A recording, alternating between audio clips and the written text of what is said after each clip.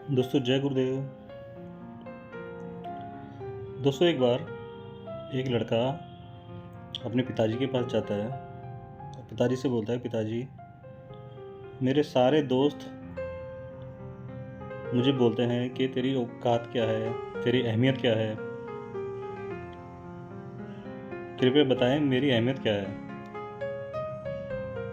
उसके पिताजी मुस्कुराते हैं और अलमारी में से एक पत्थर निकालते हैं, उसको देते हैं और बोलते हैं कि बेटा ऐसा कर, ये पत्थर लेके कल तू सुबह उस बाज़ार में जाके खड़ा हो जाइयो,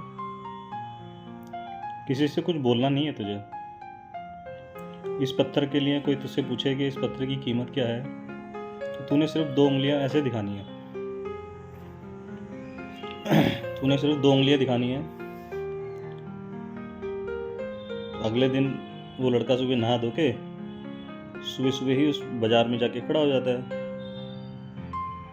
सारा दिन खड़ा रहता है तो कोई उसके पास नहीं आता। शाम को जब सब लोग दुकानें बंद करके जा रहे होते हैं तो भी उसके पास एक आता है आदमी। वो उससे पूछता है, भाई इसकी कीमत क्या है? तो वो कुछ बोलता नहीं है, सिर्फ 2 उंगली ऐसे उठा देता है। अब वो 2 उंगली उठा देता है तो वो कुछ देर पत्थर को इधर उधर देखता है, फिर वो 200 रुपये निकाल के उस व्यक्ति को दे देता है, उस लड़के को मतलब। अब वो 200 रुपये लेके अपने पिताजी के पास आता है, पिताजी कि ये पत्थर 200 रुपये का बिका। और उसके पिताजी उसी तरह का एक पत्थर और निकालते हैं और बोलते हैं कि बेटा इस पत्थर को ले जा के सुबह उस म्यूज़ियम में जाके खड़ा होना है तूने।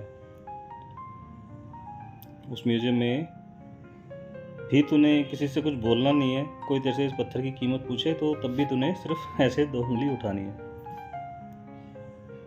वो लड़का कंफ्यूज हो जाता है। अगले दिन सुबह नहा धो के वो फिर अपने पिताजी के बताए हुए म्यूज़ियम में जाके खड़ा हो जाता है। अब सारा दिन निकलने के बाद एक व्यक्ति उसके पास आता है, बोलता है, भाई इसकी कीमत क्या है? तो वो अपने पिताजी के द्वारा बताए हुए इशारे को अपने उस आदमी के सामने रख देता है। वो व्यक्ति थोड़ी देर देखता है उस पत्थर को और फिर 2000 रुपये निकाल के उस लड़के के हाथ में रख देता है। और वो लड़का 2000 रुपये लेके अपने पिताजी के पास जाता है। उसके पिताजी से बोलता है, पिताजी कल ये पत्थर 200 का बिका था, आज 2000 का बिका है। अब पिताजी उसके क्या करते हैं, वो 2000 रुपये रख लेते हैं और उसके बाद एक पत्थर उसी की तरह एक पत्थर निकालते हैं, तीसरा पत्थर, फिर उस बेटे को देते हैं और बोलते हैं कि इस पत्थर को लेके अब तूने उस वाले बाज़ार में जाना है। वो एक बाज़ार का नाम बताते हैं उस बेटे को। अब अगले दिन वो पत्थर लेके वो सुबह नहा धो के उस बाज़ार में पहुंचता है। अब उस बाज़ार में जब पहुंचता है तो वहाँ पर अभी थोड़े दिन मतलब जैसे ही सुबह पहुंचता है तो कुछ देर बाद ही एक लड़की आती है उसके पास और उस पत्थर को देखती है, जांचती परखती है और उसकी कीमत पूछती है। वो लड़का फिर वही पिताजी के बताए हुए इशारे करता है, वो उठा के फिर 2 उंगली कर देता है, ऐसे बोलता कुछ नहीं है। अब वो लड़की उस पत्थर को वापस रखती है और वापसी तेज़ी से चली जाती है। कुछ देर बाद वो लड़की अपने पति को लेके आती है। अपने पति को लेके आती है तो वो अपने पति को दिखाती है और बोलती है, देखो जिस तरह का पत्थर हम ढूंढ रहे थे वो ये पत्थर ही रहा और इसकी कीमत ये लड़का 2 लाख रुपए बता रहा है। अब उसका जो पति होता है वो थोड़ी देर देखता है, परखता है। अब वो 2 लाख रुपए निकालता है और उस लड़के के हाथ में रख देता है। अब वो 2 लाख रुपए लेता है और अपने पिताजी के पास पहुंचता है भागा भागा। पिताजी ये क्या चमत्कार है कि वही पत्थर एक मार्केट में 200 रुपये का बिका, वही पत्थर दूसरी म्यूज़ियम में 2000 का बिका और यही पत्थर इस जगह 2 लाख का बिका, ऐसा क्या है? तो उसके पिताजी समझाते हैं, बेटा व्यक्ति जिस तरह से ये पत्थर की कीमत है ना, हर बाजार में अलग अलग थी। पत्थर वही था। सबसे पहले तू जिस मार्केट में गया था वहाँ नकली सामान बिकता है,